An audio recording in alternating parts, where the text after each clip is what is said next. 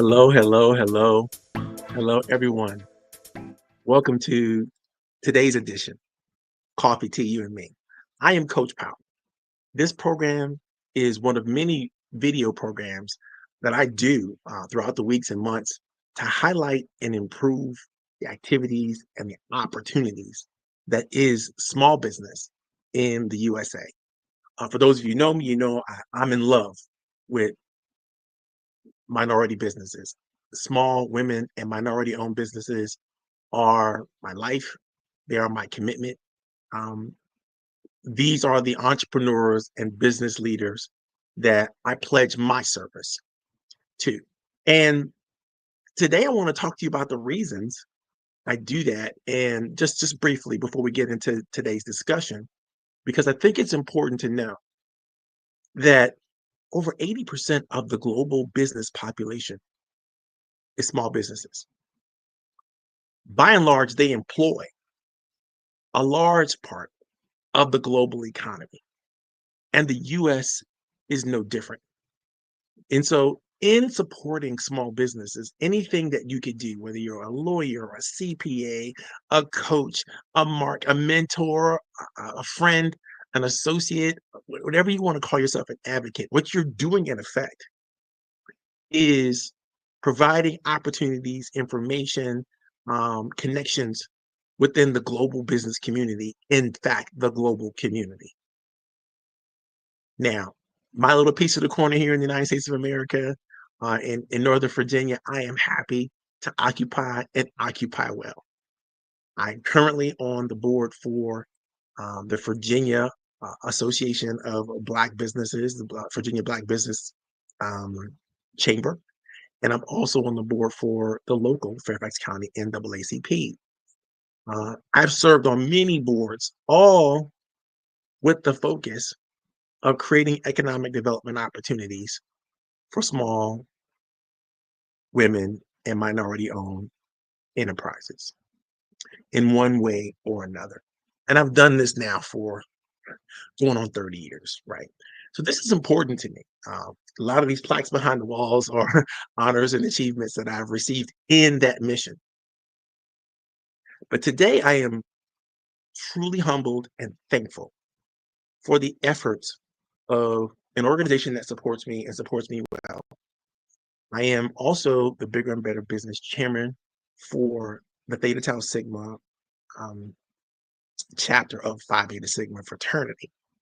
And as the Bigger Better Business Chairman, again, my job is to support the economic development, the financial welfare, the strategic opportunities that small businesses in this particular area get to achieve. And we have lots of programs that support those issues and initiatives. And one of those programs is the one you're looking at right now. The brothers have been so kind to endorse and to literally support the efforts that I put together to make sure the small business communities are taken care of, are fed exceptionally well, the resources, the tools, and the connections that they need to be fed in order to thrive. Now, I understand that we're in a tough spot right now in many different ways. Um, the government seems to want to put aside any opportunities that would advance small women, minority owned enterprises.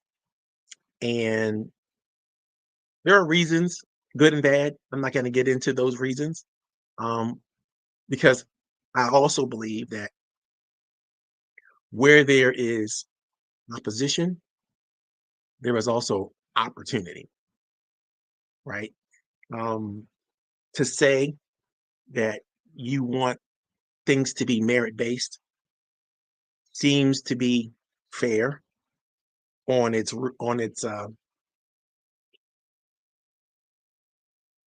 face, right? When you look at it, it seems to be fair. We want to be merit based. We want to make sure that everybody is treated and worked with according to their abilities. And that reminds me of a thought process. I think it comes from the Bible that we are each given gifts and talents according to our abilities, and we are to deploy those gifts and talents in a way that glorify God, not the individual, but God. God who loves us all. And if you think about those parables that you might read in the book of Matthew, those of you who are Bible readers, you must understand that merit, from a biblical perspective, is assumed. It is assumed that God has given us all talents and abilities. And all of those talents and all of those God-given talents and abilities are worthy of the ability to serve others in the name of Almighty God. So bring on the merit because everybody's worthy. Bring on the opportunities because everybody is worthy. Bring on the strategy because everybody is worthy. Today's program, we're going to talk about that. We're going to talk about planning. We're going to talk about the value of planning, why planning is essential to any opportunity that you may think of to thrive. Now, I'm going to read you a story. The story is a fictitious story. It is made up of quite a few clients and friends that I've been able to uh, accumulate and be a part of over these many years. But the story tells the point. And before we get into the story, I'm going to set the stage with some thoughts, some words of wisdom that come from some of the greats that you might want to think about reading and making a part of your library in terms of what you understand and how you understand how to move forward and to grow and to benefit yourself and others. I think it's important for us to, at this in these tumultuous times, to get back to the basics of what makes our business relevant, the basis of what makes our talents and gifts have the ability to thrive, the communities that we need to serve, and the people that need to be blessed by the blessings that we've already received. And so here's my attempt to start to reframe some of the ideas that some of you all may be dealing with and that's rolling around in your life. How are we going to make it? What are we going to do? How are we going to bounce back? How are we going to prepare ourselves for the opportunities that may or may not be coming down the pike in the future? All of it, all of it, your ability to even thrive in the face of adversity, in the face of opposition, in the face of challenge, revolves around your ability to not just plan, but to execute your plan extremely well. But you got to start with a good plan. It's almost like every good movie, every good book, every good presentation of any type starts with a written word. It starts with your ability to codify it, to write it down. And the question of the day is, do you have a well-written, brilliantly articulated plan that will guarantee your success over the next 30, 40, 50 years? Do you have a plan that will lock in whatever notion that you have of satisfaction, of joy, of thriving, that will preserve, create, and preserve your legacy? Do you have it? And if you don't, why not? And if you do, are you paying attention to it? Are you making adjustments to it? Are you pivoting in the places where you need to pivot? So let's get started. Today we're going to talk about planning. Like I said, I said earlier, we're going to set the stage for some big ideas from some great people. But then we're going to get into the story of my friend Joseph. Joseph is an architect, and Joseph was a successful architect here in the area who was experiencing some challenges. But first, let's talk about planning. Warren Buffett, genius that he is, says, someone is sitting in the shade today because someone planted a tree a long time ago. Someone is sitting in the shade today because someone planted a tree a long time ago. And I ask you, when you think about that statement, you think about that quote, what are you locking in? What are you investing in? What are the seeds you're planting today that you know for a fact are going to bloom in the future? You're not guessing, you know it. What is it? What is it for you? What's on your heart? Peter Drucker says, plans are only good intentions unless they immediately degenerate into hard work. Plans are only good intentions unless they immediately degenerate into hard work.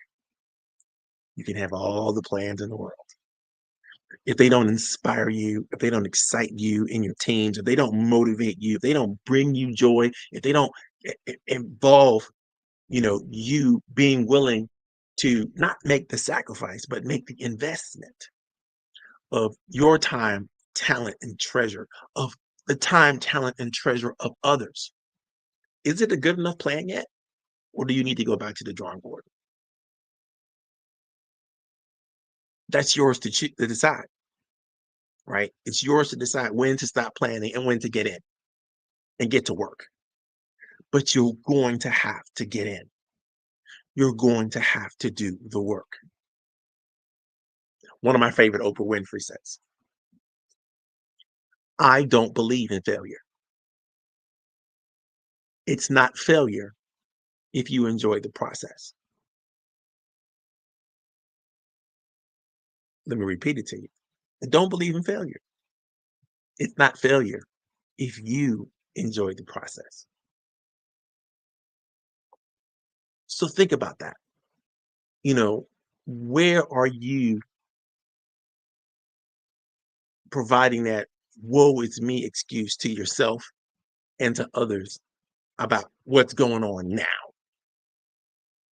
You know, um, I have nothing personally that I could say I am regretful of doing, accepting, strategizing around, creating.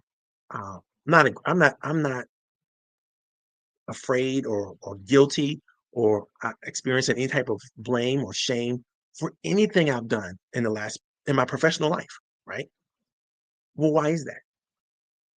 Because I stand on the values and the virtues that I used to create all the success that I've currently created. And I've embedded those values and those ideas into not just my plan or my goal achievement, my strategy, but my daily walk. If we're good, if you have any questions, we'll get into that a little bit later. But let me get into Joseph's story. Joseph is a wonderful 32-year-old architect, and he found himself standing at the intersection of ambition and clarity. His days were filled with blueprints, CAD designs, but his nights were often restless, tangled with thoughts of unfulfilled potential and despair. Despite his impressive portfolio and successful business, Joseph felt that there was something amiss. He felt that there was a gap between his dreams and what he wanted to have and the reality that he was experiencing. Can any of you identify with that thought process? No matter how special you are, no matter how talented you are, things just aren't working the way you want them to work. Well, I guarantee you today, in the world we live in right now, That is a truth for a lot of us. But let's get back to Joseph. One evening, as Joseph was sipping an espresso in his favorite cafe, he stumbled upon a group of business leaders that was moderated by yours truly. And we were having a public discussion of the power of vision and mission when it comes to business. And for Joseph, it was like a revelation. He realized that while he had been excellent at crafting physical spaces, but he never truly divined the intangible framework of his own business. Determined to change this, Joseph decided to take a step backward and outline his vision, his mission, his goals, his objectives, and the people that he needed to be connected to and deeply connected to make a difference. He decided to make his vision and mission a blueprint for success. He spent weeks delving into his aspirations and values. He envisioned his firm not just a place that designs buildings, but as a transformative force that positively shapes the community and the environment. His mission became clear: to create sustainable, innovative, and beautiful spaces that resonate with the human spirit. His newfound clarity helped him set specific, measurable goals. He aimed to reduce the carbon footprint of his projects by 50% over the next 5 years and to incorporate green roofs and urban gardens into at least 70% of his designs. He also wanted to expand his team with like minded professionals who shared his vision. He aligned with external environmental and internal capabilities. Understanding that the external factors could influence his plans, Joseph began to study market trends, environmental regulations, and community needs. He also evaluated the strengths and weaknesses within his firm. His dual approach allowed him to align his goals with the external environment and the internal capabilities that he knew he and his team had already. He invested in advanced software and training for his teams, ensuring that they were equipped with everything they needed to handle the ambitious projects ahead. He took a long view and used patience and perseverance. You see, Joseph knew that achieving his goals wouldn't happen overnight. He embraced the long view. He understood that true success requires not just the kind of patience where you just stand around and wait, but perseverance, grit, right? And he worked tirelessly, often burning the midnight oil, but he never lost sight of the ultimate vision. Challenges arose from regulatory hurdles to his design revisions, but Joseph faced each one with resilience and a clear sense of purpose. The most important aspect of Joseph's journey is this one: he enjoyed the process. And my friends, that is the key to happiness. Amidst the hard work that Joseph discovered, it was important that he took the time to celebrate the small victories, every single one of them, like the completion of a new project, the planting of the first urban garden. He fostered a supportive and creative work environment and encouraged his teams to find joy in their daily task. Every day was a celebration in his firm. Joseph himself found happiness in seeing his vision come to life, one project at a time. There was a legacy of clarity and joy that Joseph was able to provide his team. Over the years, the firm became renowned for its innovative and sustainable designs.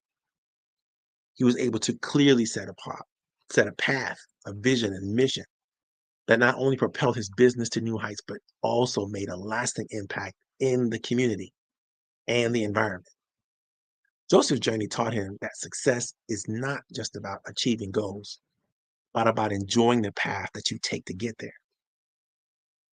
Now, I'm proud of Joseph because Joseph was actually one of the first clients to experience the magic of the VisionQuest 90 process. And what I love about the VisionQuest 90 process, and I've only refined this over the years, is his brilliant planning and execution capabilities. You see, Joseph benefited because he had a wonderful source of encouragement. He provided that encouragement to the entire business community. His story became a testament to not only what the Vision Quest process is and does, but to the power of clarity, hard work, finding joy in the journey. This is a legacy that would inspire many architects and entrepreneurs for generations to come. So I met Joseph 25 years ago when I first began my coaching process. And I began my coaching process because I needed to create a strategy, a tool, given all that I'd learned from so many different scions of business in the world um, over the years of my time as a financial advisor. I needed to embrace a strategy and a process that would launch my business. And I have to say successfully has done that. If you have questions, if you have thoughts, if you have ideas about what you want to do and what you have done in your business, drop that information in the chat. Don't keep yourself or your ideas secret. Make sure that you let us know who you are, where you're coming in from, what you think about the story, what you think about Joseph's story. I'd like to hear your thoughts and ideas about it. Um, I know that some of you are going to watch this later on and you're going to watch it on demand, whether it's going to be on Facebook, on LinkedIn, on YouTube. And that doesn't matter to me. What matters to me is that you engage. Your thoughts and your ideas have to have a space and they have to matter. Your voice matters. So definitely share your thoughts, your ideas, any questions that you might have as a result of hearing Joseph's story. Because now what I want to talk to you about are literally the kinds of strategic processes and things that you need to do to get the kind of benefits that Joseph received, right? I want to talk to you about these benefits and how important these benefits are to entrepreneurs, to business leaders. And there's a process that I created, another process. I create processes and strategies and training programs all the time, right? I'm up at night thinking about a better way to show somebody how to do something. Always. It's just how my brain works and how my life works. I'm a teacher at heart, but I'm also a thinker and a philosopher, right? Kind of thing. But these benefits, when people ask you, why do you have these plans that you're trying to create? It should be to receive these 7 planning benefits. You should have a plan because one, you want to help create clarity and focus for yourself and for people that you work with. You should have a plan because two, you want the most efficient and effective process to greater amounts of productivity. You should create a plan because number three, you need to enhance and streamline your decision making. You should create a plan because number four, you want to improve your communication and therefore your ability to successfully collaborate with others. You should want to create a plan because you should want a greater impact and legacy in everything that you are and everything that you do. Number six, you should create a plan because you want to increase your motivation and engagement with your team, with the suppliers, with people that you work with in every way, shape, or form, every stakeholder you can come up with, whether it's a supporter, an investor, a referral source, whatever. And lastly, number seven, you should create a really good plan if you ever want to achieve a competitive advantage in the marketplace that you've chosen. So let's get into it for a second. Let's talk about some of these things, some of these ideas. We might not be able to get through everything today because I want to make sure that we end the show on time. But think about these some of the ideas that we're gonna launch into today. And if you can, put it in the chat how you hope to achieve these things. I told you the 7 key ideas. And we might continue this exercise next week, but pick the 7 key concepts or the benefits that you want to achieve in your plan and share them.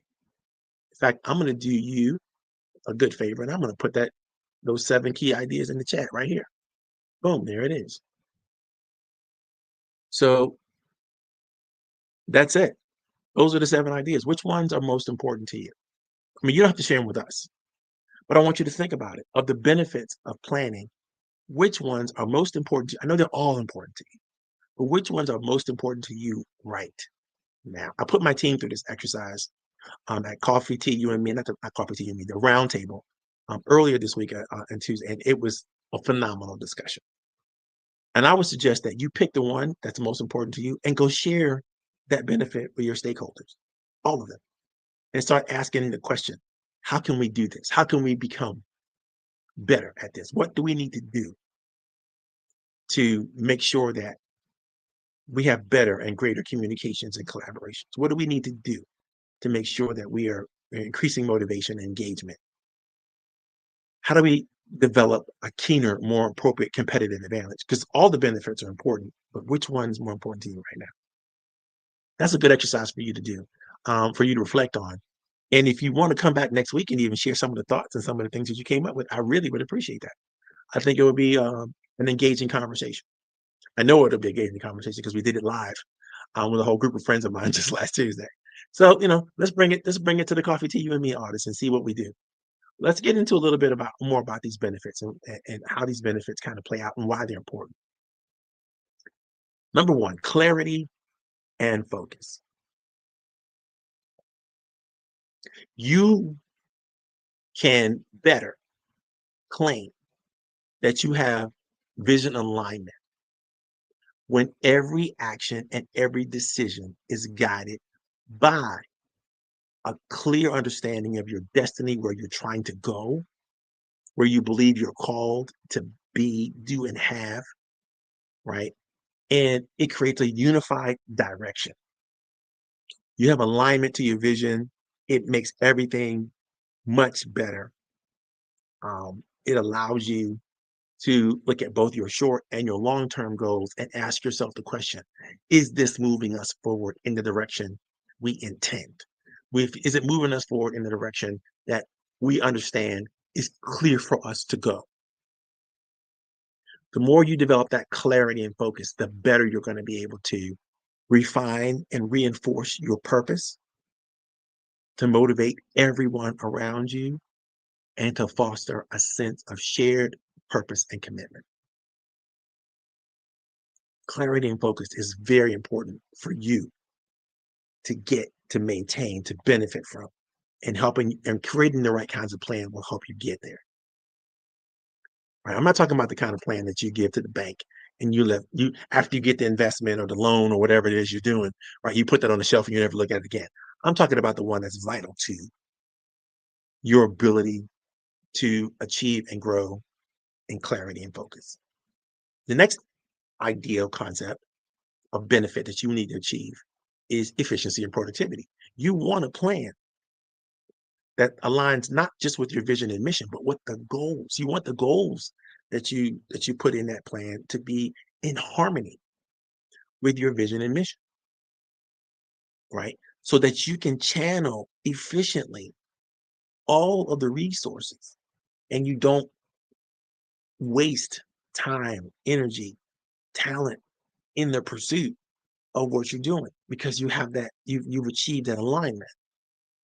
We're going to get into a whole section on alignment and why alignment is important in later weeks. But a good plan is always going to help you create that alignment such that you are more efficient and more productive.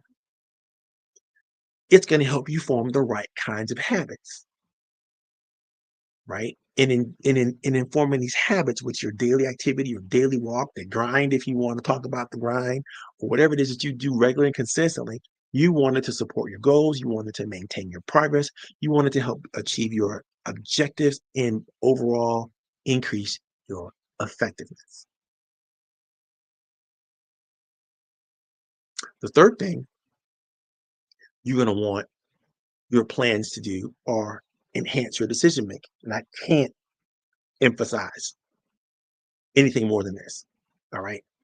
You are getting bombarded every day with opportunities, meetings you can go to, things you can attend, processes you can achieve. There's all new things you need, books you have to read, articles to pay attention to. The news is glaring and disgusting, and it gives you, a lot of pressure.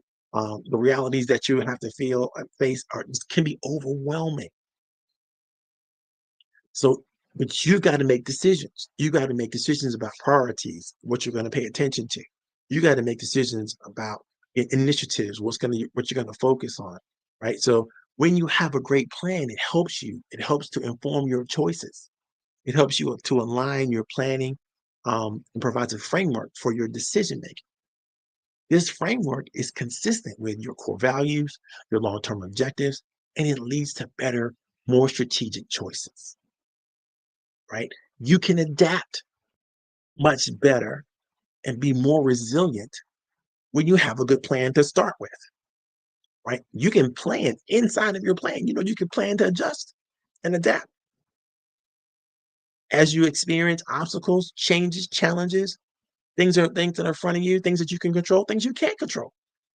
You still have got to make some adjustments, right? But you always, no matter what the adjustments are that you have to make, you want to maintain um, the trueness of your vision and mission. And you want to ensure that you have what it takes to face the challenges. But again, you can't if you don't start with a good, solid plan that helps you make the right decisions along the way. The next area of impact that your planning should have is improved communication and collaboration. You're not going to do very much if you do not have clear messaging. What are you saying? What are you doing because of what you said? Or what are you saying because of what you do? That is in alignment with the kinds of communications, the keyword strategy, the both internal and external communications that are consistent in terms of how your core values and goals are reflected on an ongoing basis. You need to be able to speak to it, because when you can speak to it and you can back that up with the right actions, what is created around you is higher and more increasing levels of trust and transparency. People can see what you're doing because you say what you're doing. You say why you're doing it. You say, where we're going. As a leader, your job is to guide and direct, right? Not just the people you have right now, but the people you're going to have in the future. So you need to be really, really good about speaking to and being able to speak to. Here's where I'm going. Here's the purpose I'm getting there. Here's the mission. Here's the reason why I'm doing it. Here are the tools I'm going to need. Here are the resources I'm going to need. Here are the resources I already have. When you can have that kind of transparency, you can have that kind of trust, I promise you're going to have the strong connections that you're going to need to build with your stakeholders, with your partners, with your community. And you're going to be more effective with everyone because everyone's going to understand and know what they're supporting when they say they're going to support you. The next area of benefit that you're going to be able to have with your good plans is you're going to have a greater impact and legacy. You're going to have a long-term successes, right? Because you're going to be properly aligned and your process is going to be properly aligned to the positions and leaders that you need to achieve sustainable success and a lasting legacy. Your plan itself will ensure that your organization's impact extends beyond the immediate result. And you're going to have greater community empowerment. Now, I know a lot of you all didn't start your business to have an impact in the larger community. That's not what you did. You maybe had a product or service that you thought you were excellent at, and then you decided to start a business. But no matter how you slice it, you do have an impact. You have a direct impact. Even if you're a solopreneur, you have a direct impact on your family. You have a direct impact in the business community that you are part of. There's an ecosystem that supports you and allows you to do the things that you need to do. There are systems and strategies and techniques that you've learned from other people that you are having now to deploy. So that community empowerment is going to be there whether you want it to be or not. So let's figure out how to rock out to it.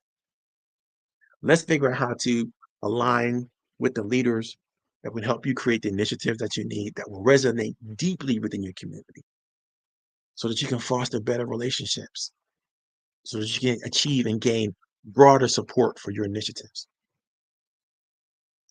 These are all the things, and there's so much more that you should get out of creating and maintaining a beautiful plan. You know, Everybody knows me as a coach, and as a coach, my job is not to create the plans for you, but to help you execute the plans that you've already created. That's clear to me. But the problem I run into over and over and over and over again is people don't have a good plan to start with. Now, there's more benefits that we're going to get into, but I'm not going to get into them today because we got a lot to do today. But what I want you to do is I want you to think through between now and next week, which of the benefits that we talked about earlier matter most to you? Clarity and focus, efficiency and productivity, enhanced decision making, improved communication and collaboration, greater impact and legacy, increased motivation and engagement, and finally, competitive advantage. Choose one. Think it through. Ask your friends and family or other supporters about that one idea. If you were to push forward just this week, right? What do you need to do? Who do you need to be? What resources do you need to have to help you in that process? This is my job.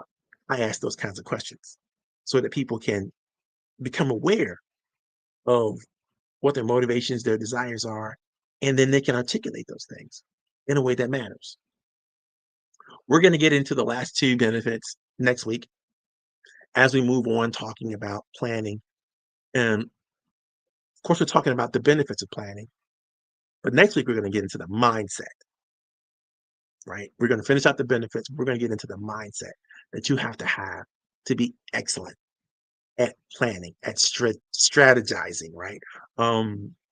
Seeing the big picture and figuring out where you fit and how you should move forward in that picture. That's what planning is all about.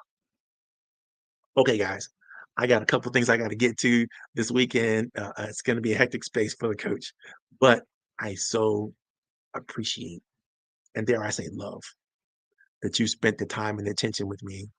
I hope that you gained something from it. I hope that you love Joseph's story. Because I'll probably tell it again next week to start the process off, so people can get a framework for, what planning can do for you. And we're gonna call it a good night. Bye, everybody. This is Coach Powell. I'm signing off. I hope you had a great one. I know I did.